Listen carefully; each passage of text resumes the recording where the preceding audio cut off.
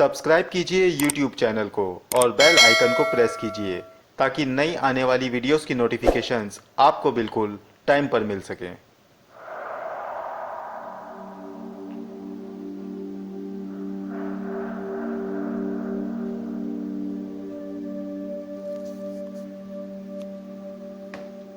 अक्सा अब पूरी तरह शैतानी फौज का हिस्सा बन चुकी थी और वो निकल पड़ी थी अपने अगले शिकार की ओर। वो वहां से निकलकर इंसानों के बीच घूमने लगी। वो हर उस इंसान को भटका पाती जिसका ईमान कमजोर होता। इसी तरह उसने कई लोगों को भटकाया, फसाद करवाए, चोरियां करवाई और हर वो काम लोगों से करवाए जिनसे शैतान खुश होता था। धीरे धीरे 1 महीने का वक्त बीत गया, लेकिन अभी तक अक्सा को 100 जिन्नाती गुलाम नहीं मिले थे।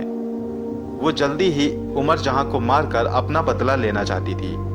बदले की ये आग उससे अब बर्दाश्त नहीं हो रही थी। शाम को जब समुंदर में इब्लीस शैतान के नुमाइंदों की महफिल लगी तो अक्सा भी उसमें शामिल हुई। उसने शैतानी आका से कहा, मैं पिछले 30 दिनों से लोगों को इब्लीस की राह पर चलने को मजबूर कर रही हूँ, लेकिन अभी तक मुझे 100 जिन्नातों की गुलामी नहीं मिली। आखिर कब मुझे जिन्नात गुलाम मिलेंगे और कब मैं अपना बदला ले पाऊंगी? इस पर शैतानी आका ने उससे कहा, बेशक तुमने बहुत से काम किए हैं, लेकिन तुम अभी तक आका इब्लीस को खुश नहीं कर पाई हो। अगर तुम जल्दी ही आका इब्लीस की कृपा चाहती हो तो बड़े से बड़े काम करो। बड़ी तादाद में लोगों को इब्लीस को मानने पर मजबूर करो। बड़ी तादाद में फसाद करवाओ। आकाए इब्लीस तुमसे बहुत खुश होंगे।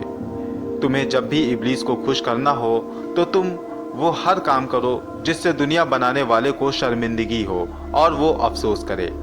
इस पर अक्सा ने कहा, ठीक है, मैं ये भी करने की कोशिश करके देखूंगी। इतना कहकर वो फिर इंसानी बस्ती की ओर निकल पड़ी।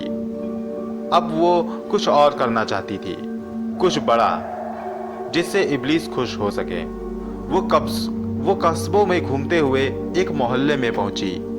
वहां बहुत चीख पुकार मची हुई थी। अक्सा ने पास जाकर देखा तो वहां 2 लोगों के बीच आपस में लड़ाई हो रही थी। एक बुजुर्ग इमाम और एक शराबी आपस में बहस कर रहे थे। शराबी का आरोप था कि मस्जिद का इमाम उसे मस्जिद में घुसने नहीं दे रहा और इमाम का कहना था कि शराब पीकर वो किसी को भी मस्जिद में दाखिल नहीं होने देंगे। इसी बात को लेकर दोनों में इतनी बहस हुई कि दोनों लोग हाथापाई पर उतर आए। आस पड़ोस के लोगों ने किसी तरह दोनों को शांत करवाया और अपने अपने घर जाने को कहा। वापस जाते वक्त वो शराबी इमाम को ये धमकी देकर गया कि वो उन्हें जान से मार देगा। उसकी ये बात सुनकर अक्सा के दिमाग में शैतानी ख्याल आने शुरू हो गए। सभी के जाने के बाद अक्सा इमाम के पीछे पीछे उनके घर जाने लगी। इमाम का घर मस्जिद से थोड़ी सी दूरी पर था। इमाम साहब चलते चलते एक सुनसान सी गली में जा पहुंचे। ये मौका देखकर अक्सा ने इमाम साहब को आवाज लगाई, इमाम साहब। उसकी आवाज सुनकर वो पलटे और बोले, जी कहिए मोहतरमा। फिर अक्सा ने उनसे कहा, मुझे आपसे एक काम है। जी बताएं, क्या काम है? इमाम ने पूछा तो अक्सा बोली, मैं चाहती हूं कि आप लोगों की रहनुमाई करें, लोगों को सच्चे रब के रास्ते पर चलाएं, इब्लीस के रास्ते पर। अक्सा की ये बात सुनकर इमाम हक्के बक्के से रह गए। उन्होंने गौर से अक्सा को देखा और कहा, ये क्या कह रही हो बेटी? तुम्हें पता भी है कि तुम बोल क्या रही हो? हाँ, मैं जानती हूँ कि मैं क्या बोल रही हूँ और जो बोल रही हूँ पूरे होशो हवास में बोल रही हूँ, अक्सा ने जवाब में कहा। इस पर इमाम बोले, ये सोचना भी हमारे लिए हराम है और तुम लोगों की रहनुमाई करवाना चाहती हो मुझसे? नहीं बेटी, ऐसा मैं हरगिज नहीं कर सकता। इतना कहकर इमाम साहब अपने रास्ते पर चल पड़े। अक्सा को इमाम का ये बर्ताव ठीक नहीं लगा। वो गुस्से से आग बबूला हो गई और मन ही मन सोचने लगी कि इन जैसे लोगों की वजह से कुछ लोग इब्लीस से दूर हो जाते हैं। इन्हें जिंदा रहने का कोई हक नहीं। अक्सा ने इमाम को फिर आवाज दी। इमाम साहब रुके और पलटकर अक्सा को देखने लगे। अक्सा ने अपना असली चेहरा इमाम साहब के सामने नमूदार किया और पलक झपकते ही वो इमाम के सामने खड़ी हो गई। ये मंजर देखकर इमाम साहब का डर के मारे बुरा हाल हो गया। इससे पहले कि वो उससे बचने के लिए खुदा के कलाम को पढ़ते, अक्सा ने उनकी गर्दन दबोच ली और इमाम साहब का दम घुटने लगा। उन्होंने खुद को छुड़ाने की भरपूर कोशिशें की, मगर वो नाकाम रहे। धीरे धीरे उनकी सांसें धीमी होती गई और आखिर में उनकी मौत हो गई। इससे भी अक्सा का पेट न भरा तो उसने इमाम साहब का पेट फाड़ दिया और उनकी लाश को पेड़ पर एक रस्सी से लटका दिया। अक्सा ने इमाम की ओर देखा और कहा, तू तो इब्लीस के रास्ते पर न खुद चल सका न किसी की रहनुमाई की, मगर अब तेरी लाश लोगों को इब्लीस के रास्ते पर चलाएगी। अब फसाद होगा, लड़ाइयाँ होंगी, खून बहेगा। इतना कहकर वो जिन्नाती वजूद में तब्दील हो गई ताकि उसे कोई देख ना ले। सारी रात इमाम साहब की लाश पेड़ पर लटकती रही। सुबह 4 बजे के वक्त एक व्यापारी उस रास्ते से गुजरा तो उसकी नज़र पेड़ पर लटकी इमाम की लाश पर पड़ी। उसने लाश देखते ही शोर मचाना शुरू कर दिया और घर घर जाकर लोगों को इमाम साहब की मौत के बारे में बताया। सभी लोग उस जगह पर जमा हो गए। सभी की आंखें हैरत से फटी रह गईं। आपस में लोग सरगोशियां करने लगे। इमाम साहब को किसने मारा? कौन मार सकता है इन्हें? इनकी तो किसी से कोई दुश्मनी भी नहीं थी। नहीं, इन्होंने शराबी को मस्जिद में जाने से मना किया था और उसने भी इनको जान से मारने की धमकी दी थी। हो ना हो ये उसी का काम है। हाँ बिल्कुल, तुम ठीक कहते हो। चलो उसे भी मारकर इसी पेड़ पर लटका देते हैं। उसने इतना घिनौना काम जो किया है। इतने में एक बुजुर्ग ने उनसे कहा, नहीं, कोई भी ऐसा वैसा काम नहीं करोगे तुम लोग। सबसे पहले हमें कोतवाल को बुलाना होगा और आगे की कार्रवाई वही करेगा। सभी लोग उन बुजुर्ग की बात मानकर चुप हो गए। ये देखकर अक्सा फिर परेशान हो गई। वो चाहती थी कि इस बात को लेकर इंसान फसाद करे, जो होने भी वाला था, मगर बुजुर्ग के मना करने पर सभी शांत हो गए थे और हालात पलट गए। अक्सा सोचने लगी कि किसी न किसी तरह वहां दंगा या फसाद होना ही चाहिए। तभी उसके दिमाग में एक तरकीब सूझी।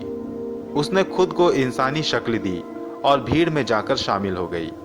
उसने इमाम की लाश की ओर देखा और कहने लगी, ये क्या हो गया है इमाम साहब को? आखिर किसने इनकी ये हालत की है? क्या इंसान के दिल में अब रहम नहीं रह गया है? मजहब के नाम पर, धर्म के नाम पर ये सब एक दूसरे से दुश्मनी क्यों कर रहे हैं? आखिर इन्हें किसने कत्ल कर दिया? जरूर ये किसी दूसरे मजहब के इंसान का ही काम है, वरना कोई भी मुसलमान इमाम साहब को इस तरह कत्ल ना करेगा। इमाम साहब तो सभी के दिलों में बसते थे। क्या इंसानियत मर गई है? लोगों के दिलों से क्या रहम खत्म हो चुका है? धर्म के नाम पर जिसने भी ये गुनाह किया है, उसे जिंदा रहने का कोई हक नहीं। और ये जानते हुए भी अगर हम उसे जिंदा छोड़ते हैं तो हमसे बड़ा गुनहगार कोई नहीं। अक्सा के ये अल्फाज लोगों के दिलों में घर कर गए और धीरे धीरे लोगों के दिलों में नफरतों की आग दहकने लगी। सभी जो शांति से मामले को निपटाना चाहते थे, वे मार काट पर आमादा हो गए। सभी ने तलवारें उठा ली और उस शराबी के घर जाकर उसे मौत के घाट उतार डाला। ऐसा होते देख दूसरे लोगों ने भी हाथों में तलवारें थाम ली। देखते ही देखते लोगों ने एक दूसरे को मारना काटना शुरू कर दिया। ये आज़ादी से थोड़ा पहले का वक्त था। उन दिनों हिंदू मुस्लिम के नाम पर लोगों के दिलों में नफरतें पनप रही थी और यही नफरत उस जगह पर फसाद का कारण बनी। आपसी दुश्मनी में लोगों ने एक दूसरे को कत्ल कर डाला और ये सब देखकर अक्सा के चेहरे पर हैवानियत भरी मुस्कुराहट लहरा गई। उस लड़ाई में 5000 से अधिक लोग कत्ल हो गए। बचे हुए लोगों के दिलों में एक दूसरे के लिए नफरतें भर गईं। उस दिन अक्सा को शैतानी महफिल में बड़े इनाम से नवाजा गया, मगर वो अभी भी सौजिनाती गुलामों से काफ़ी दूर थी। लेकिन उसका हौसला पहले से ज़्यादा बुलंद था। वो फिर से इंसानी दुनिया में फसाद करने निकल पड़ी और दोबारा उसी जगह पर आ गई जहां उसने इमाम को कत्ल किया था। वहां शमशान सा अंधेरा पसरा हुआ था। इमाम की लाश भी उतारी जा चुकी थी। थोड़ी थोड़ी दूरी पर कुछ अंग्रेज सिपाही तैनात थे, मगर किसी इंसान का नामो निशान न था। उसी सन्नाटे में अनवर अली अपने तांगे पर सवार बड़ी तेजी से चले आ रहे थे। उनके चेहरे पर परेशानियों की लकीरें साफ दिखाई पड़ रही थीं। वो तेजी से निकलकर कोतवाल के दफ्तर जा पहुंचे, जहां उन्हें इमाम की लाश को दिखाया गया। लाश को देखकर अनवर अली दहाड़े मारकर रोने लगे। वो उनके एक अजीज दोस्त थे। अनवर अली के सिवा उनका इस दुनिया में और कोई न था। अनवर अली को बताया गया कि किसी ने उनका कत्ल करके उन्हें पेड़ पर लटका दिया था, और इसी बात को लेकर यहाँ पर लोगों के बीच दंगे हो गए। अनवर अली ने अफसर की सारी बातें सुनी और फिर इमाम को अपने साथ ले जाने की इच्छा जाहिर की। इमाम की लाश को अनवर अली के तांगे में रखवाया गया और अनवर अली वहां से रवाना हो गए। रास्ते से गुजरते वक्त अक्सा ने अनवर अली को देखा, जो इमाम की लाश को अपने साथ लेकर जा रहे थे। ये देखकर अक्सा के दिमाग में एक शैतानी तरकीब सूझी। उसने अनवर अली का पीछा करना शुरू कर दिया। दंगे होने के कारण अनवर अली को जगह जगह रोका जाता, तांगे की तलाशी ली जाती और फिर सारी तफ्तीश करने के बाद उन्हें जाने दिया जाता।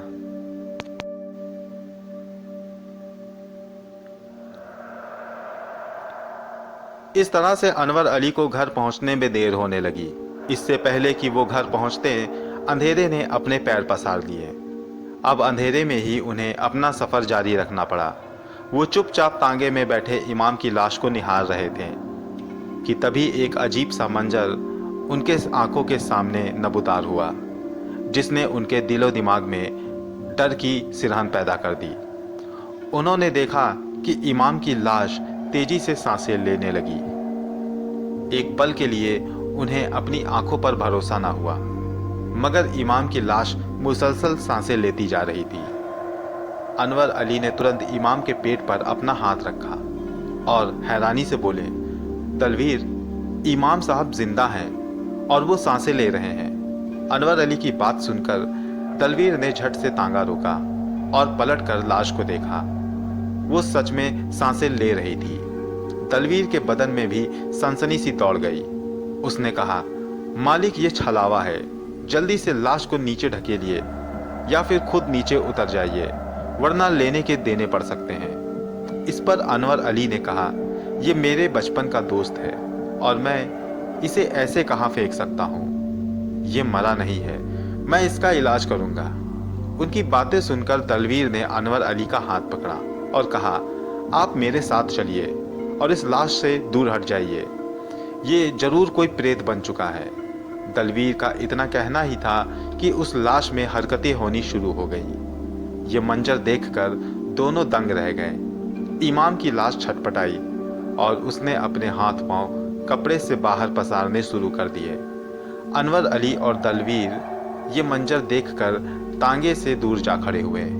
इमाम की लाश में मानो जैसे फिर से जान वापस आ गई थी।